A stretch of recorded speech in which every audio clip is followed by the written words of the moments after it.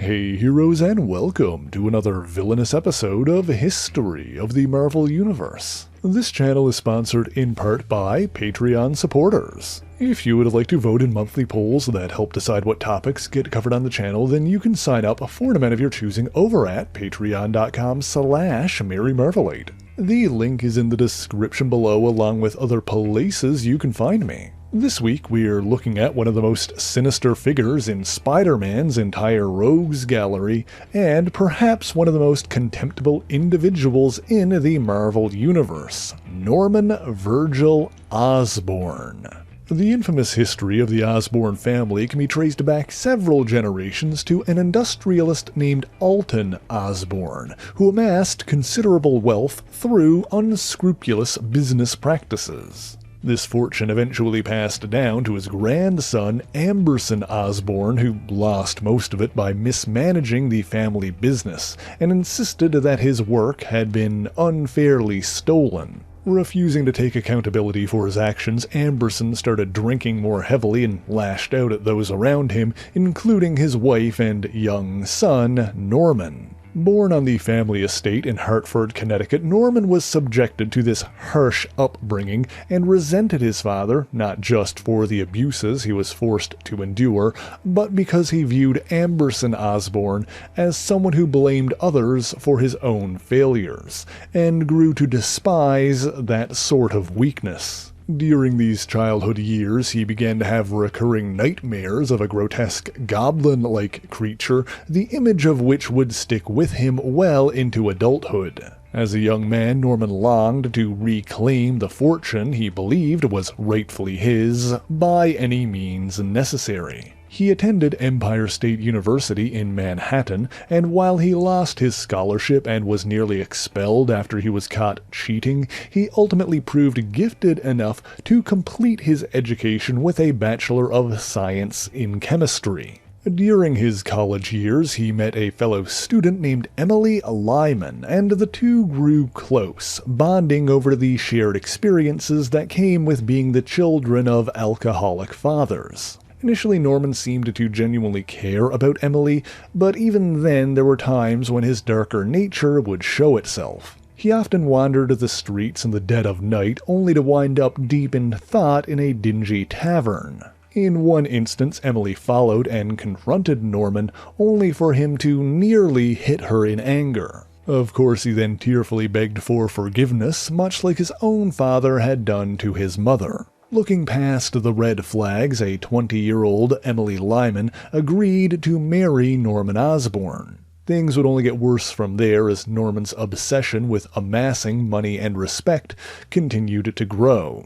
There were times when Emily would threaten to leave, but always acquiesced when Norman pleaded with her, and the two ultimately had a son named Harold Theophilus Osborn, or Harry. Meanwhile, Norman also forged a partnership with his former robotics professor, Mendel Stromm, and together the pair founded the company Osborne Industries. With this venture initially proving to be a lucrative one, Norman Osborn grew even more arrogant and cruel. He belittled and mocked his wife, claiming that she was unworthy of the Osborn bloodline, and when she asked for a divorce, instead of begging her to stay, he threatened to destroy her life if she left. Seeing no other way out, Emily Lyman Osborn faked her death, leaving behind her infant son, who was still less than 1 year old. Raising Harry alone, Norman ensured his son had no shortage of material wealth. However, he was often emotionally distant when not outright absent. There were times when he gave Harry the fatherly attention that the boy so desperately craved, like when he showed him how to ride his first bike. Although even this memory was marred by the emergence of Norman's darker nature, as when the bike was stolen by a neighborhood bully, Norman, in an attempt to teach his son a lesson about taking care of one's possessions, tracked the thief down and smashed the bike with a baseball bat in front of both Harry and the bully. More often than not, however, Norman simply didn't have time for his son, as he focused most of his attention on growing his business and wealth. However, the company's success was somewhat tenuous, and Osborne sometimes employed criminals like the Enforcers, the Ox Montana and Fancy Dan, to help achieve his goals. At one point, there was an incident in which a rival industrialist, Obadiah Stane, hired the private investigator Mac Gargan to steal plans for military robotics from Osborne Industries, costing the company a lucrative government contract. This, it seems, was a contributing factor in the company's increased focus on biological enhancement, but at some point in the midst of all of this, Norman found himself in debt and in danger of losing his position to his more successful partner, Mendel Stromm. During this time of desperation, Norman was approached by the Hell Lord, Mephisto, who offered to turn his fortune around. In exchange, the devil would claim ownership of Harry Osborn's soul, and Norman agreed.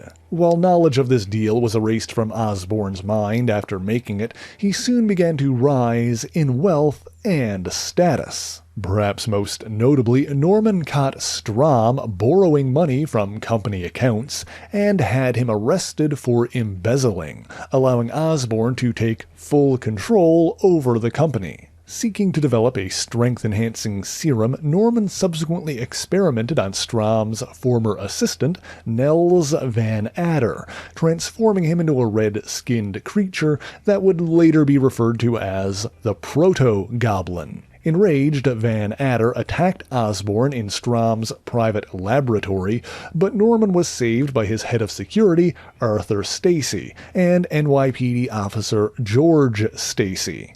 To clarify, Arthur and George Stacy were indeed brothers, and George was the father of Harry's friend and classmate Gwen Stacy. In the end, the Proto-Goblin escaped, and Norman avoided any culpability in what had happened by claiming that Van Adder had experimented on himself alone. Still suspecting him of wrongdoing but unable to prove it, Arthur Stacy left Osborn's employ, eventually moving to London. Meanwhile, due to the damage that Van Adder had done to Stromm's lab, Norman was able to find hidden research notes containing experimental formulae. Taking these documents home with him, Osborn attempted to decipher their secrets while continuing to neglect his son. By one account, a bitter, attention-starved Harry tampered with the experiment when Norman wasn't looking, but the source for this is potentially unreliable. Regardless, Norman worked late into the night until his experiments with Stromm's formulae yielded a bubbling green concoction. However, a moment later, the unstable compound exploded in Osborn's face. Norman was hospitalized for several weeks, and doctors feared that he'd sustained permanent brain damage, but he eventually awakened and seemingly made a full recovery. In fact, exposure to the bubbling green chemicals had increased his strength to superhuman levels. His intelligence was enhanced as well, and while Osborn has claimed that this accident allowed him to think more clearly, it also allowed the darkest aspects of his personality to dominate his mind, and madness soon followed. And so as costumed heroes and villains were becoming more common, Osborn was inspired to get in on the fun. He began plotting to establish a worldwide criminal network that would allow him to amass even more power and influence, and to cross lines that he wouldn't be able to as a legitimate businessman. He hired a flame-throwing mercenary known as the Scorcher to steal the designs for experimental technology, including electronics, explosives, and compact turbine engines. And while the Scorcher was ultimately defeated by the novice superhero Spider-Man, Osborn quietly escaped with his prize. Around this time, the Proto-Goblin resurfaced and was found by Emily Lyman Osborne, who claimed that she could restore his humanity if he brought her son to her. Van Adder eventually succeeded, but Harry couldn't forgive his mother for abandoning him as an infant, and Norman soon found both of them. Norman threatened his former wife at gunpoint, and while Harry convinced him not to shoot her, he also refused to go with her, and in the end Norman used a chemical compound to make Harry forget that the whole encounter had ever even happened. Shortly afterwards, the Proto-Goblin confronted Emily, learning that she'd lied about being able to cure him. However, she was rescued by Spider-Man, who had no idea who she was at the time, and Nels Van Adder's unstable body soon degenerated completely. With that situation settled, Osborn then used stolen technology to equip a ruthless criminal named Cleven Twain, transforming him into the axe-wielding Headsman. However, when the Headsman was also defeated by Spider-Man, Norman decided to take matters into his own hands. Taking inspiration from his childhood nightmares, as well as the color of Stromm's serum, Norman Osborn designed a costumed identity of his own, and thus was born the Green Goblin. During this time he was still developing his gear, and so his initial mode of conveyance was a mechanical flying broomstick, and the bag at his side was stocked with simple stun grenades. For his first scheme in the guise of the Green Goblin, Osborn tricked a shady Hollywood producer named B.J. Cosmos into serving as a pawn. Aware of Spider-Man's failed show business career, the Goblin manipulated the hero into traveling to New Mexico on the pretense of filming a major motion picture featuring a battle between Spider-Man and the Enforcers. Of course, the whole setup was a trap designed to cement the Green Goblin's reputation by catching Spider-Man's death on film. While out of his element in the middle of the desert, standing up to the Goblin and his henchmen proved to be a difficult task. However, Spider-Man lured the villains into a dark nearby cave, where he used stealth and cunning to pick the Enforcers off one by one. This led to a battle between Spider-Man and the Green Goblin, but their initial showdown was interrupted by the arrival of an even more powerful superhuman, the Incredible Hulk, who just so happened to have also taken refuge in that same cavern. In the end, the Goblin escaped, and while his scheme had failed, his true identity remained a secret, and he vowed to return. It was after that when he overhauled the design of his flying broomstick, creating a much faster and more maneuverable Goblin glider.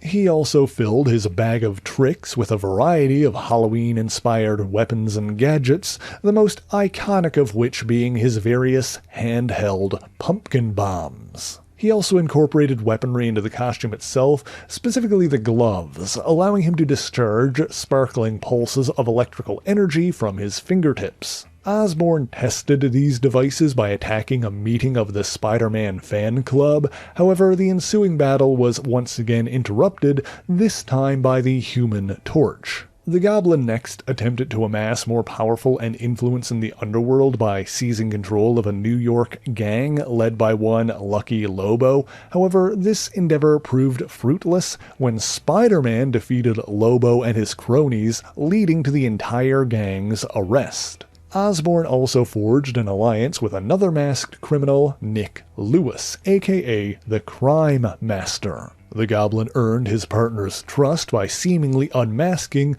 but used convincing facial prosthetics to trick Lewis into believing that he was actually the newspaper magnate J. Jonah Jameson. For context, Osborn and Jameson were members of the same elite gentlemen's club, and Jonah considered Norman a friend, unaware of his darker nature. Ironically, Lewis did subsequently uncover this deception, much to Osborn's dismay, but you can check out the one-shot giant-size Gwen Stacy for more details there. In any event, the Goblin and the Crime Master ended up turning on each other as both vied for control of New York's various independent crime syndicates. However, their schemes ultimately came to naught, and the Crime Master was killed in a shootout with the police before he could reveal the Goblin's identity. This is partly because one of the cops on the scene was working for the Kingpin, Wilson Fisk, who was in the midst of building his own criminal empire and, having also learned the Goblin's identity, wanted to keep this information out of police hands. In the end, Osborn and Fisk came to an agreement that allowed the Kingpin to continue his meteoric rise, and he soon seized control of all organized crime in New York that wasn't under the purview of the Magia crime families. The Goblin agreed not to oppose him, abandoning his own ambitions of becoming a notable crime lord, and the two shared connections that benefited each other. Changing focus, the Green Goblin laid low for a brief time, at one point hiring Kraven the Hunter to go after their mutual foe. He also established a number of secret safe houses containing spare costumes, weapons, and equipment hidden throughout the city. Later, after being released from jail, Norman's former partner, Mendel Stromm, attempted to use his mastery of robotics to take vengeance on Osborn. The situation resulted in a battle between Stromm and Spider-Man, during which Osborn attempted to assassinate Stromm, and while Spider-Man saved the Robot Master from the bullet, Stromm ironically suffered a seemingly fatal heart attack, while Osborn escaped without being seen. After that, Norman decided that he could no longer tolerate the young hero's interference and turned his attention towards eliminating Spider-Man once and for all. To this end, he devised a chemical gas capable of dulling the hero's vaunted spider sense and had a group of thugs expose him to it during a staged robbery. After that, it was a simple matter for the Goblin to follow Spider-Man from a distance and learn his secret identity of Peter Parker, as well as where he worked and where he lived. Now, I will note that while Norman didn't exactly know Peter before this moment, during this time Peter was classmates with Harry and Gwen at Empire State University. Ambushing the hero outside of his home in Forest Hills, Queens, the Green Goblin captured Parker and brought him back to a waterfront hideout where he arrogantly unmasked himself. Letting his pride get the better of him, Osborn freed Parker from his bonds and challenged the hero to a final battle. The two practically ripped the warehouse apart as they fought one another, ultimately starting a fire, and in the end the Goblin was knocked into a table of chemical vials just as they were struck by a live wire. As a result of this, Norman Osborn was rendered partially amnesiac, forgetting everything that had happened since just before the chemical explosion that endowed him with superhuman strength, including his time as the Green Goblin and Spider-Man's secret identity. With his spider sense having recovered, Peter could tell that Osborn was telling the truth, and deciding that there was no point in punishing a man for crimes he didn't even remember committing, threw the Green Goblin costume into the growing blaze before the police and fire department arrived. After this memory loss, Norman seemed to change his outlook on life, and sought to make up for lost time with his son. When Harry and Peter became roommates, Norman met Parker for what he believed was the first time, and even offered him a job at Osborne Industries, although Peter was naturally hesitant. After that, there was an incident in which a scientist working under Osborn, Dr. Gerhard Winkler, was secretly hired by the Kingpin to create a brainwashing machine, which was subsequently used on the now-retired police captain George Stacy, forcing him to steal classified documents from the NYPD. When the Kingpin and Winkler subsequently abducted George and Gwen Stacy, using them as bait to lure in Spider-Man, Norman demonstrated his capacity for heroism by trying to rescue them, tackling Winkler into his machine, and inadvertently killing him. In the aftermath of this, Norman's testimony also helped exonerate George Stacy from wrongdoing. I suppose I should note that at one point it was thought that after coming to thank him for this, Gwen had a spontaneous love affair with Norman Osborn that left her pregnant with twins, but this has since been revealed to have been an elaborate ruse, and quite frankly, thank God for that. That unpleasantness aside, while Osborn's memories of his time as the Green Goblin had been suppressed, they weren't gone for good, and his true, darker nature slowly started to bubble to the surface until it finally returned in full force along with his memories. This resulted in another confrontation between Spider-Man and the Green Goblin, during which Osborn used a psychedelic gas to keep his opponent off balance. However, this would prove to be his undoing, as Peter was able to use the gas to force the Goblin persona to regress once again. At this point, it became as though Norman had developed two separate personalities, a kinder, more sympathetic Norman that resulted from his partial amnesia, and a darker Goblin persona possessing all of his memories. The next time his dark side emerged, it was during a time in which Harry was struggling with drug addiction, and so seeing his son hospitalized after an overdose was enough to snap him back to his other self. However, his most infamous relapse came several months later, while Harry continued to struggle with substance abuse and depression, and Osborne Industries found itself in financial trouble once again. Overwhelmed by stress, Osborn was consumed by the Goblin persona, and the version of himself that resulted from his partial amnesia disappeared forever. To lure Spider-Man into another confrontation, the Goblin abducted Gwen Stacy, who was dating Peter at the time, and brought her to the top of the Brooklyn Bridge. I will note that in the original telling of this story, Spider-Man incorrectly referred to this location as the George Washington Bridge. However, the artwork depicts the Brooklyn Bridge, and subsequent stories and handbooks refer to it as such. In any event, when Osborn knocked Gwen from the top of the bridge's tower, Peter desperately tried to catch her with a web line before she hit the water, and while he succeeded in snagging her by the legs, the sudden stop snapped her neck. He pulled her body back up, initially thinking he'd saved her, not realizing that she was already gone, until he cradled her corpse in his arms. What followed was the most intense, emotionally fueled battle that Peter had ever fought, during which he nearly battered the Goblin to death with his bare hands. In the end, he came to his senses and stopped himself, but while Peter was distracted by what he'd almost done, Osborn remotely piloted the Goblin glider, which had been damaged during the fight, leaving the front malformed into a protrusion of sharp, jagged metal. Osborn attempted to impale his foe from behind, but at the last minute Peter's spider sense warned him of the danger, and he ducked out of the way, just in time for the glider to ram into Osborn, piercing his chest and pinning him to the wall until the engine finally sputtered out and his lifeless body crumpled to the floor. The Green Goblin was dead, or so it seemed. While Peter left Norman's body there, he didn't realize that their battle had been witnessed by Harry Osborn, who removed the Goblin costume and bribed coroners to forego the usual autopsy so that his father's dual identity would remain a secret. What Harry didn't know was that Stromm's serum, henceforth known as the Goblin formula for obvious reasons, also endowed Norman with regenerative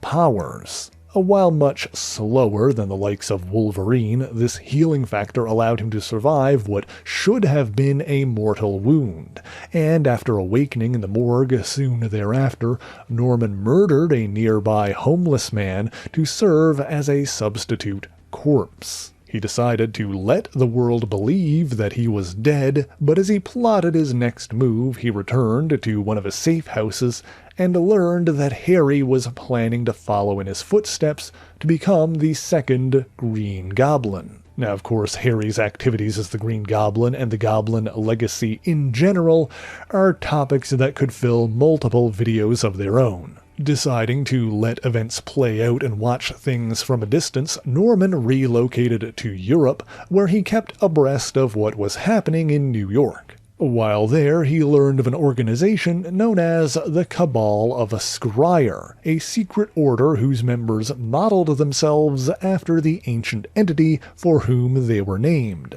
Joining this society, Osborn quickly rose through the ranks, eventually overthrowing the organization's leadership and seizing full control. With a legion of fanatical zealots at his beck and call, he secretly plotted from the shadows. He sent one scryer to aid a man named Miles Warren, a university professor who had an inappropriate obsession with his student, Gwen Stacy, and went completely insane after her death. On Osborne's behalf, the scryer helped the mad professor develop his cloning technology, and Miles Warren became the costumed supervillain known as the Jackal. The scryers also discovered that Osborne's old partner, Mendel Stromm, had tested a version of the Goblin formula on himself some time before his death. Investigating further, Norman retrieved Stromm's supposed corpse and discovered that while it had withered and decayed, its condition was closer to a state of suspended animation than actual death. As a result, Norman was able to revive Stromm, albeit in a haggard, emaciated form, and forced him to work for him with the promise of one day restoring him to normal. After regaining his mobility with a life support suit, Mendel Stromm became a deadly operative appropriately known as Gant. Osborne also notably sent one of his scryers, a man named Charles Bates, to ally himself with the criminal psychologist Dr. Judas Traveler. While Traveler was a mutant with the power to alter the perceptions of others, he was also mentally unstable and delusional, believing that his own illusions were real. This made it relatively easy for Scryer to manipulate him by feeding into his delusions, making him an unwitting pawn for Osborne's schemes. In the end, all of this scheming, all of these manipulations, and all of this planning culminated in what is quite possibly the most complicated and convoluted conspiracy ever to be committed in the Marvel Universe. One that upended Peter Parker's life and caused untold stress and pain over the course of several months. The infamous Clone Saga. But that is definitely a story for another day. In the meantime, thank you so much for watching this video. If you enjoyed it, be sure to leave a like, subscribe to the channel, and share it on your favorite social media. As always, the issues referenced in this video are listed in the description below if you would like to read them for yourself, as well as links to other places you can find me. Let me give a special shout out to all of my Patreon and Ko-fi supporters, Twitch subscribers, and YouTube members who help make the channel possible. By signing up for an ongoing amount on any of these platforms, you'll get your name in these special thanks here, but Patreon is the one that helps determine what topics get covered on the channel via monthly polls. That being said, if there is anything in particular that you want me to talk about, then be sure to let me know in the comments below. But that is indeed all I have for you this week, and so until next time, true believers, Excelsior!